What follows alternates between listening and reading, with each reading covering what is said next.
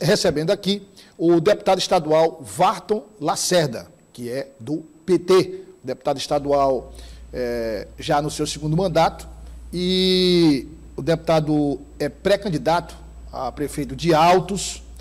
Vamos já falar sobre Altos, conversar sobre o município, sobre a pré-candidatura. Deputado, boa tarde e é um prazer recebê-lo aqui. Boa tarde, Douglas, boa tarde, telespectador da TV O Dia. Agradecer pelo convite, estamos aqui à sua disposição. Deputado, vamos começar a falar da Assembleia, porque esse ano foi um pouco atípico, né? O ano começa, o Legislativo reabre o ano, inicia os trabalhos, mas logo em seguida vem um carnaval, atrapalhou até a formação das comissões técnicas. É verdade, né? O ano legislativo, na verdade, começou no início de fevereiro, mas coincidentemente o carnaval também se iniciou bem próximo, né? Isso dificultou o início dos trabalhos e a criação das comissões que precisam ser criadas para que haja aprovação dos projetos de lei, dos indicativos de projetos de leis, enfim, que já foram debatidos nessa reunião. Nessa semana já tivemos uma reunião sobre esse assunto. Na próxima semana as comissões já estão criadas e aí o ano realmente se inicia de fato nos projetos de lei, nos indicativos de projetos. As sessões já iniciaram. Só para deixar claro, sem as comissões nada anda. Não anda, não tem como. Tudo tem que ser aprovado, a CCJ, a finanças, saúde, infraestrutura, porque todos esses projetos, diga-se de passagem, seja ele legislativo ou do executivo, tem que passar pelas comissões, né? Então, existe a necessidade imperiosa das criações das comissões, que vai acontecer já agora na próxima semana. E lembrando também que as comissões são renovadas anualmente. Anualmente... a formação das comissões, né? A formação, porque existem as bancadas, né? Existe as bancadas, existe a bancada do PT, existe o MDB, a base aliada, e existe também os partidos, eles têm interesses, às vezes, por determinada comissão. Então tem que haver uma conversa, um entendimento, e esse entendimento já aconteceu e as comissões já vão ser criadas. Deputado, vamos falar sobre autos, sobre eleições municipais. Eu queria tocar novamente num assunto que foi muito comentado, repercutiu um pouco, mas repercutiu. Um curto espaço de tempo, o senhor depois se pronunciou, o próprio governador também, Rafael Fonteles, falou sobre o assunto. Nós tivemos uma situação que foi a seguinte: o senhor e a ex-prefeita Patrícia Leal são do PT. Sim. E sempre foram do PT. Sim. Na eleição presidencial, o grupo político do deputado Varton Lacerda, da ex-prefeita Patrícia Leal, votou em Lula no primeiro turno, no segundo turno, e Rafael Fonteles no primeiro turno. Isso. E o prefeito de Altos votou em Lula no segundo turno. Não é isso? Na verdade, não foi no segundo turno, não. Ele declarou um apoio, entre aspas, na sexta-feira, que a eleição seria domingo. No domingo. Na verdade. E outra, você quer saber de um detalhe? A diferença do Lula para o Bolsonaro em Altos, no segundo turno, foi cair. Caiu com o apoio do prefeito? Foi. Caiu. 275 votos. Quer dizer, aí eu imaginava que ele havia declarado voto com antecedência, não foi? Não. Na verdade, sendo bem sincero, a atual gestão do município de Altos é bolsonarista. É bolsonarista escancarado. O prefeito votou no ex-presidente Bolsonaro no primeiro turno. Votou. E eu acredito que votou no segundo também, porque ele vai colocar adesivo no carro dele na sexta-feira, por volta de meio-dia da sexta-feira, eleição no domingo. Qual o impacto? O que mudou nisso? Eu acho que as pessoas que viram que eles estavam dando onda de aproveitador, né? E foi, de fato, né? Se rebelaram e não vou nem votar. E terminou, como o senhor disse, caiu a votação. Foi cair a votação. Eu tenho os números, calculei rapidinho isso aí. Deputado, aí, baseado nisso, pouco tempo depois, começou uma discussão sobre quem seria o candidato apoiado pelo governador Rafael Fonteles. Sai, inclusive, uma história de que o atual prefeito teria o apoio do governador. Isso foi sanado em poucos dias, mas saiu essa... Não, eu vou ser bem sério, isso nem existiu. nem existiu. O nosso governador, ele tem muitas qualidades, mas uma das qualidades que eu gosto mais é ser positivo e sincero. Com o Rafael, ou é ou não é, não tem duas conversas. Eu vou pensar, não, ele é um cara muito sim, incisivo naquilo que ele diz, né?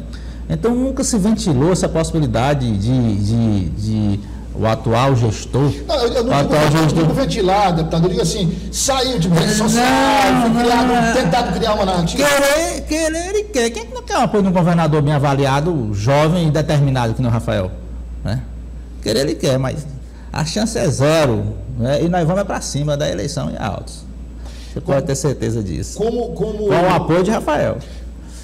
Como é que o senhor avalia a gestão atual? Quer dizer, nós estamos no último ano da gestão, o prefeito é candidato à reeleição. Qual a avaliação que o senhor faz? O senhor que conhece muito bem o município de Altos. Eu vou falar como político e vou falar como um administrador. Uma administração pequena. O que é pequena? Uma administração que pensa no básico, pensa no trivial, não deslumbra um projeto de futuro, um projeto de grandeza, que pense de médio e longo prazo. Não. Ele olha muito para o chão. E na verdade, isso atrapalha o desenvolvimento da cidade, a pequeno desenvolvimento da cidade. Por isso que eu falo muito de desenvolvimento, eu falo muito de futuro. Eu digo e repito, a cidade de Altos cresceu, mas não foi por mérito do atual prefeito. Cresceu porque lá em 2013, a então prefeita Patrícia Leal aprovou um projeto de lei dando isenção para o programa Minha Casa Minha Vida. E todas as construtoras foram para Altos. Zerou o imposto na época, né? E foram construídos, só na gestão da ex-prefeita Patrícia, quase 4.000 casas. Acho que foi o município que mais... Proporcionalmente o município onde as construtoras mais investiram nesse período. E ainda investe. Então, a população do último censo, para esse censo que foi realizado em 2020, eu acho que foi até 2020, foi 2021, sei lá, chegou a crescer quase 10 mil habitantes. Cresceu. Aí 10 mil? Quase 10 mil habitantes. Aí eu digo, cresceu, mas não desenvolveu. Né? Então, o nosso trabalho como parlamentar, como pré-candidato a prefeito e como o próximo prefeito de Altos, é desenvolver o município. Desenvolver de que forma? Desenvolver com infraestrutura, né? Na rede de saúde, na rede de educação, na rede de geração de emprego. Isso é pensar em desenvolvimento. Só fala desenvolvimento. Deixa eu lhe dizer um dado aqui que talvez vocês não saibam. O terminal de petróleo de Teresina, ali próximo ao do Reino ali. Você sabe quando ele foi construído? Exatamente o ano, não lembro. Vamos falar na década de 70, certo? O Alberto Silva. Alberto Silva, para atender uma população, na época, não sei se tinha 300 mil habitantes, talvez não tinha. Né? O terminal de petróleo ele hoje é o mesmo. E nós temos uma capital... Caminhando para 1 milhão. 1 milhão de habitantes. Você acha que esse terminal tem condições de abastecer essa demanda, de atender essa demanda de Teresina e a grande Teresina? Não tem. E lá não tem condição de crescer um palmo, moço. Não tem. Qual a saída? Olha a visão, né? Qual é a cidade que passa a linha ferro e tem a BR do lado, que é dentro de Teresina? Altos. Então a nossa luta é levar o próximo terminal de petróleo para Altos. A nossa luta é levar um instituto federal para Altos, que precisa, uma cidade de quase 50 mil habitantes. Levar uma UPA para Altos. O senhor fala 50 mil habitantes, é bom deixar claro que ele está falando só do município de Altos. Só do município de Altos. Né? Levar um parque industrial, fazer com que a UESP volte. Uma cidade de 50 mil habitantes, ela precisa desenvolver. Agora, ela precisa de um gestor que tenha conhecimento da causa, que saiba lidar com isso. Não é um gestor que pense pequeno, que olhe para o chão, não. Você tem que enxergar longe. Um projeto de desenvolvimento num espaço curto, médio e longo. Agora, para sair, isso não é qualquer um, não. Tem que ser um gestor. O senhor fala de projetos para o desenvolvimento do município de Altos, que o município de Altos se torne um atrativo primeiro, o município de Altos contemple as necessidades do próprio município, depois seja um município polo, que atraia pessoas de toda a região de Altos. Não há, entrando no 4º ano de gestão, nenhuma obra que se enquadre nessa sua definição? Ora, para ser bem sincero, o que a atual gestão de Altos vem fazendo é derrubando o muro, pintando o colégio, colocando um ar-condicionadozinho ali, né? Não tem nada, cara, não tem nada. E olha, eu vou lhe dar um número altíssimo. Você quer saber quanto de recurso entrou no município de Altos em 2021 até a data de hoje? 2021, lembrando, o início da gestão. Início da gestão, até a data de hoje. Estou falando de FPM, ICMS e Fundeb. Chuta aí. 266 milhões de reais. 266 milhões. Isso. Fundeb. Mais 103 milhões de FPM. 367 milhões de reais de recursos. Então você olha para a cidade nesses 3 anos, com esse volume de recursos, esse dinheiro foi para onde? Esse dinheiro. Douglas, a cidade precisa de muita pavimentação. A cidade está na lama. Os bairros, quando você sai do entorno do centro de Altos, é só lama, gambiarras. Moço, assim, eu não, vai dizer, não, porque não colocaram o recurso, o governo federal, o BBB, assim, meu amigo, você recebeu 100 milhões de reais de FPM, cadê os projetos do FPM para pavimentar a cidade? Cadê? Não tem uma grande obra, não tem, cara, não tem. Tá construindo uma escola, reformou outra ali, aí entra aquele caso da fraude do Fundeb. Eu ia perguntar ao senhor, o senhor da última entrevista falou sobre esse caso, inclusive está sendo investigado. Está sendo investigado. E andou o processo. Pois é, que é exatamente classificar todas as unidades escolares, todas as escolas, todos os colégios de Altos, os colégios municipais, como escolas de tempo integral. Sem ser. E o senhor disse que não são e, mais ainda, o número de colégios diminuiu. Isso, ele fechou mais de 20 escolas. Fechou as escolas, né, e classificou todos esses alunos que eram de regime parcial como integral, sem ser integral. O que aconteceu com isso? O Fundeb, que é o recurso federal do Fundo da Atenção Básica, né, ele mais do que dobrou, quase triplicou, né? Para você ter ideia, em situação normal, era para ele estar recebendo algo em torno de 40 milhões de Fundeb por ano, se os alunos tivessem eles no regime parcial. Como são? Como são. Ele está recebendo 100 milhões, quase 100 milhões. Aí detalhe, você vai para o transporte escolar. Sim, mas só para a gente finalizar esse tema, quem investiga? Ministério Público Federal? Olha, foi denunciado na CGU, Controladoria Geral da União, foi denunciado no MPF, Ministério Público Federal, foi denunciado no Tribunal de Contas do Estado, foi denunciado no TCU. Tribunal de Contas da União. E acho que só, né? E esse processo o processo está andando. E a Polícia Federal também investiga? Investiga. Eu acho que na Polícia Federal também. Na verdade, assim, o MPF e a CGU que delegam para a Polícia Federal fazer a depois investigação. Que fazem a etapa inicial da investigação, os resultados eles repassam para... Mas sobre esse assunto, que esse assunto está acontecendo, não é que aconteceu em Altos, está acontecendo em Altos. Está acontecendo em Altos e aconteceu em mais de 16 municípios do estado do Piauí. Que tomaram essa medida, os prefeitos tomaram essa medida. Eles foram orientados a tomar essa medida, né? E a Assembleia está se posicionando sobre esse caso. Em breve, na próxima semana, nós temos informações sobre esse caso, porque isso aí é um escândalo, se não for bilionário, também pertinho. Do dinheiro nosso, dinheiro da União. A escola de tempo integral que existe lá é do Estado? Só existe uma escola de tempo integral, que é a Escola Rama Boa. Essa não é perfeita, que é do Estado. Perfeita. E também o governador começou a avançar na escola Mário Raulino, também como tempo integral, né? Do município não existe nenhuma. Ele está inventando uma história de jornada ampliada, que não tem nada a ver com o ensino integral. Ensino integral é ensino integral. Os casos de jornada ampliada que nós conhecemos são todos uma espécie de remendo. Remendo. Agora sim, a Assembleia vai se posicionar sobre esses casos, que são, me parece, vai 16 ou 17 casos no Piauí inteiro, de cidades. E vamos aguardar desenrolar os fatos, porque isso na próxima semana vai ser amplamente divulgado o que vai acontecer. Deputado, no caso, o senhor sempre fala muito nas suas entrevistas da zona rural de Altos. O senhor fala muito da cidade, mas fala muito da zona rural também, dos povoados, das localidades. Como é que está hoje a zona rural do município? Abandonada. Estradas, antes do inverno, esburacadas, né?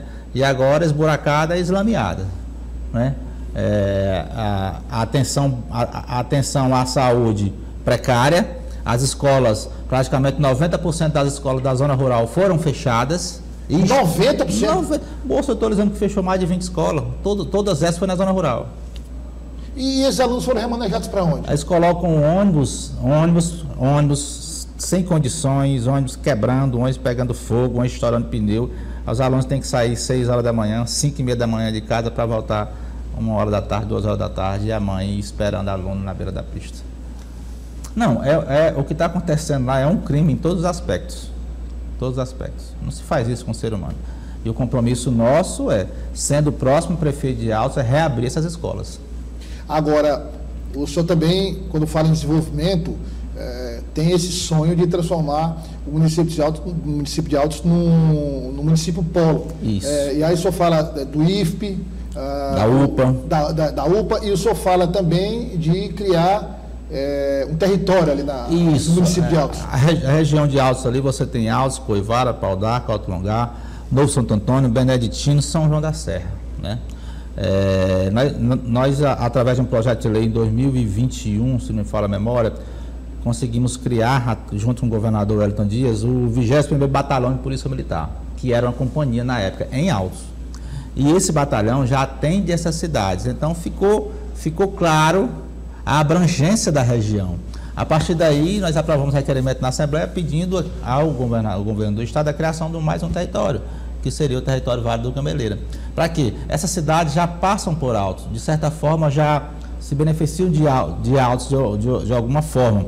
Agora, precisa da infraestrutura para se tornar polo, assim como Picos na região de Picos, como Floriano como Campo Maior como Piripiri e Altos precisa ser de fato, né? Desde que o desenvolvimento venha junto. Agora, dentro desse contexto também tem a importância do intermodal. Porque o intermodal vai beneficiar muito o município de Altos. Vai passar por dentro de Altos, né? Por isso, o projeto de desenvolvimento... Acho que é o terminal de petróleo também. Do terminal de petróleo, do parque industrial, né? Por isso que o projeto para o desenvolvimento de Altos, ele é a curto, médio e longo prazo. Você só pensava, não é para olhar para o chão, quer dizer, o senhor imagina para olhar para frente. Assumir da prefeitura tem que ter 3 planejamentos. O de curto prazo, de médio prazo e de longo prazo. Olha, você tocou bem o intermodal, eu estou de olho no intermodal. Né? Tem o transporte passageiro também que o transporte passageiro, mas isso passa pelo intermodal, pela revitalização da linha férrea. Que é interessante também, o senhor falou sobre a data de criação do terminal de petróleo também, é importante lembrar que são 2 linhas férreas que passam por Altos. São duas. Mas quem passa na BR por Altos, vê um só que passa ali. Mas na verdade são 2, tem outra que passa por... Ali você vê a linha que vai para Fortaleza. Para Fortaleza. Lá na cidade mesmo, ali próximo ao bairro Bacurizeiro, Triângulo, né?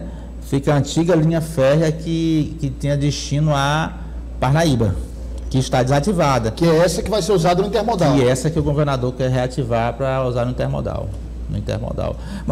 Mas para você trabalhar, eu falei que desenvolvimento médio, curto, longo prazo, falei de obras, da necessidade de Altos para se tornar essa região, mas para isso você precisa ter um alinhamento. Veja bem, governador, deputado, prefeito do PT, alinhado ao governo do PT, aliado ao ministro do PT, aliado a um presidente do PT.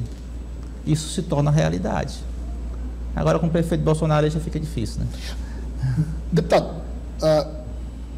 toda campanha existe, se não existe, digamos, um debate tecnicamente falando, ou seja, num veículo de comunicação, e, enfim, num confronto de ideias entre os candidatos, mas é um debate durante o processo de campanha, né? Um debate, seja nos comícios, seja nas entrevistas, seja nas reuniões com os eleitores. Se o atual prefeito aceitasse participar de um debate com o senhor, qual seria os principais pontos? O que é que o senhor colocaria como fundamental, como ponto crucial nesse confronto quando o senhor estivesse frente a frente com ele? Quais questionamentos principais? Seriam muitos, né? Primeiro eu queria saber onde foi que ele colocou 367 milhões de reais, que foi o maior valor já recebido desse município, eu acho, da história dele. A história dele. Por quê? O dinheiro ele é público, né? E assim, as ações são pequenas, perto do tamanho desse investimento, né? E eu gostaria de saber qual era o projeto que ele tinha de futuro para a cidade, né? O que ele pensa para a cidade? Tinha um projeto, se eu não me engano, eu lembro que até foi repercutido, um projeto de me parece, um Bolsa Família Municipal. Na verdade, isso aí lançou isso faltando uma semana para a eleição de 2020, e ele soltou um vídeo lá dizendo que ia dar um Bolsa Família Municipal de R$100 para as pessoas de baixa renda, né? Naquela ânsia de ganhar a eleição. Mas foi colocado em prática o projeto? Nunca, até hoje. Aí foi um balão grande.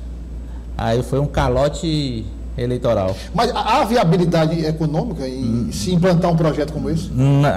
Olha, para ser bem sincero, aí é um investimento na ordem de hoje, seria aproximadamente R$500 mil mês, que teria que se tirar do FPM para destinar para... Só esse programa? Só esse programa. Inviável. Quer dizer, a população que em tese receber esse recurso com a inviabilidade financeira, poderia ser privilegiado de outras formas, com outras ações. Com certeza, mas era para ser, né? Era para ser. A população foi enganada nesse aspecto aí. Ele prometeu também construir 15 unidades básicas de saúde. Quantas foram? Nenhuma. Ele pintou de azul, retelhou, alugou casa, essas coisas aí, mas construir, zero. Deputado, eu quero agradecer a sua presença e convidar para voltar outras vezes, porque o sistema de comunicação, o Dia TV, o jornal o Dia News, estão unidos nesse trabalho de cobertura das eleições, e não é uma cobertura antecipada, não, é discussão de ideias, de projetos, das realidades dos 224 municípios, e é importante a gente ter essa conversa para levar, não só neste caso específico, a população de Altos e região, mas a todo o estado do Piauí, que, via de regra, os problemas são muito semelhantes nos municípios. Por exemplo, esse caso que você falou que está sendo investigado por diversos órgãos federais, a questão dos recursos do Fundeb, das escolas de tempo integral, que não são de tempo integral, é um assunto, por exemplo, como o senhor disse, que vai ser repercutido na Assembleia Legislativa na próxima semana. Então, são assuntos importantes. Queria agradecer ao senhor e deixar o convite para o senhor voltar mais vezes. Não, eu que agradeço a oportunidade de estar aqui, falando para o povo do estado do Piauí, falando para a população de Altos, colocando nossas ideias, olhando para o povo, falando dos nossos projetos. E aqui eu quero falar de um mega projeto que nós estamos levando para a cidade de Altos. Na verdade, são 2 grandes projetos para a cidade de Altos, recursos que nós colocamos do governo do estado, mas recurso destinado pelo deputado Varton, né? Estamos falando de 13 milhões e 500 mil reais que nós estamos levando de asfalto. Agora, já começa nos próximos dias, né? Estamos levando 2 milhões e 500 mil reais para a construção de um complexo esportivo, também na cidade de Altos. Então, se você for ver aí, nós estamos falando de 16 milhões de reais. Só dos 2 projetos? Só de 2 projetos, né? Que seria impossível esse montante, esse valor chegar em uma cidade se não fosse através de um parlamentar que pensasse na cidade, que pensasse no seu desenvolvimento. Já estou colocando em prática o projeto de desenvolvimento, né? Os festejos da nossa cidade começam agora dia 9, o festejo do Padroeiro de São José. 9 de março. 9 de março, aliás. De 9 a 19, nós aprovamos um projeto de lei na Assembleia que colocamos o festejo do Padroeiro São José participando do calendário de eventos do governo do estado, já está integrado a isso. E vamos levar também uma grande ação, agora dia 15 de março, para o festejo do Padroeiro São José. E só lembrando ao deputado estadual Varton Lacerda e também para a população de Altos, que no próximo mês, nosso diretor executivo está inclusive aqui no estúdio, Sérgio Miranda, no próximo mês, no máximo, o GTV estará em Altos. Eu já venho falando aqui há muito tempo do processo de interiorização da UDIA-TV, que vai chegar em diversos municípios.